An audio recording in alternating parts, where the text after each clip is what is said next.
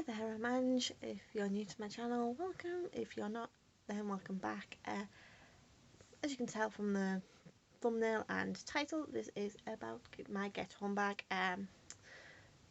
Because, sometime soon we're going to be out of our houses and allowed to travel again, so this is a good time to review get home bags. Yeah. So if you don't know what a get home bag is, then basically it is a bag full of stuff that you are going to use in situations where you're delayed for whatever reason, be it public transport breakdown or your vehicle's broken down, so you're having to spend the night in a vehicle, right through to, touch wood, this will never happen, but you're caught up in some sort of police or terrorist incident and you're definitely not getting home that night. Anyways, without further ado, I'm going to flip the camera around and then you can have a look at the contents of my get home bag. So, you'll have to ignore the mess there. I have all laid out in sections. So, first of all, communications, because, communicating is going to be important. So I have a power bank that I need to charge up, and that just gets swapped between like my EDC and power and like get home bag, depending on which bag I'm using that day. I have a light stick and a handheld torch. I'm thinking that I should probably swap that out for a sort of head torch, but we shall see. That is meant to be a signal mirror. I have doubts, so again, that is probably a swap that I'm going to be making. Scissors, I've put this in communications and I can't think why. Yeah, anyways, I have scissors. They're little foldable ones, but yeah. And obviously I have some waterproof paper, a Sharpie, and also a pencil, so I can leave notes, etc, etc. I think I actually put this as a tools section, come to think of it. I have some tweezers. They're not like Uncle Bill's or anything, but they'll do. And then I just have a little bit of power cord. That is from the Polymouth Products Survival tin. A lot of this stuff is, I've sort of cannibalized it and used it for my own means. Next we have food and water. So as you can see, I will have a bottle of water with me and also a metal container that, if I remember, will be filled up before I set off. And where I tend to go, there's lots of places I can fill it up during the day. Just a couple of sort of meal replacement or like power bar, meal bar things, because they're small and convenient and they taste really good and they're cheap. And also a spark. Yeah, the metal bottle rather than a plastic bottle, because if things got desperate I can use it to boil water if really necessary, but I don't envision that. That's why I haven't got any water purification tablets or anything in this bag, but I might put some in. Next, fire. I'm just going to get in a little bit closer there. So I have, a bog standard lighter. This is a whistle and also a sort of, I don't know if you can see that there, that is a ferrocerium rod, and the striker is at the top there. I can't get it off one-handed, but, and also this counts as a whistle. Quite loud. Next section we have sort of health and hygiene. The most immediate thing that came to my mind is, where's the antihistamines? Because you're allergic to everything, so I need to add some in there. But yeah, sunglasses because we're getting towards summer. Hand gel because we're in a pandemic.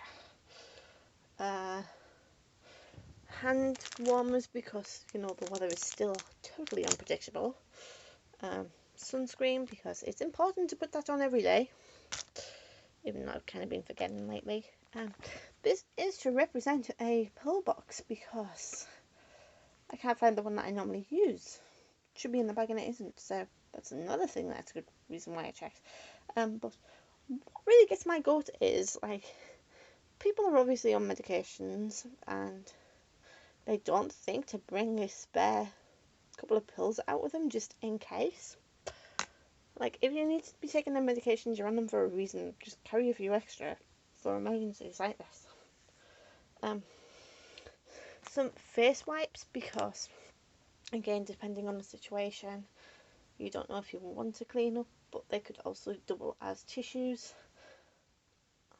or, you know, butt wipes, etc, etc. Inhaler because I'm asthmatic. Paracetamol because do you really want to be walking home if you're already in pain with like a headache or poorly feet, etc. And then I also have a couple of bubbles. And if you're wondering what this thing is, this is something very specific for me, but yeah, it's just a radar key. I have a disability that requires urgent toilet access and I can't always wait, and sometimes I'm with people who are wheelchair users, so that's why I have that in there. Next we have first aid. I have lip balm, Calypso, factor 30 again, because lip balm can be used as a first aid item. It could also be used as a fire item, so I could put that in that section too. Could be used as fire, could be used to stop small cuts, could be used if, you know, you forgot your other sunblock. I have a foil blanket. Could again be used for signalling or for first aid purposes or for shelter purposes. And then this is just like a mini boo-boo kit, which has a face mask in, should I forget mine. And then I've just got it with like blister plasters, normal plasters, burn gel, you know, antiseptic wipes, that kind of thing. And also in there I have a small backup light if all else fails. Moving on. We'll do this section next, why not? So, miscellaneous section. So, I just have a small sewing kit for repairs, etc.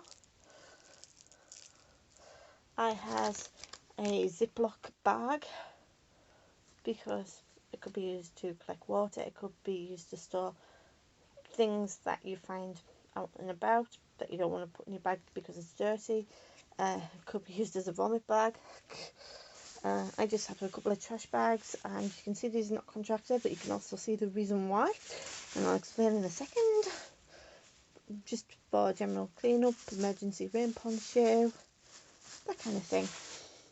And then I just have a spare reusable bag that can be used for extra storage, or if you pick things up, or if you have to ditch your backpack but don't want to carry things in your pocket. So yes, shelter. So I have a bivy bag. As you can see, it has survival instructions on. It can be used as shelter, can be used as sleeping bag, can be used to signal because it's nice and bright. I also have a buff. Again, 1,000,001 uses for a buff. Filter water, could be used to as a bandage, hat, face mask, scarf, top if you're skinny enough, hooded poncho, and this is by the land Lakeland. They sell them in Home Bargains. Generally okay, as long as you don't put them through the washing machine. They do help you out if you're stuck in a downpour. Like showers wise, they're not great if it's like torrential, but no coat is great if you're stuck in torrential rain. And then I just have some spare socks because the amount of people who get home bugs and don't think about their feet is scary. So socks. then the weird and wonderful section. This is what I just used to store some of the smaller items. And I have a tarp, sort of picnic blanket thing, but also in there I has, I can do it one-handed, some, you know, ground pegs and some more paracord, so I could make a shelter. Should mention this get home bag is also doubling as a hiking bag. So, and then I also have this weird thing, which is a go anywhere toilet kit. Basically, you do your business, it turns it into solid, and then you bag it up and bin it. And yeah, you can do 1 and 2 in here.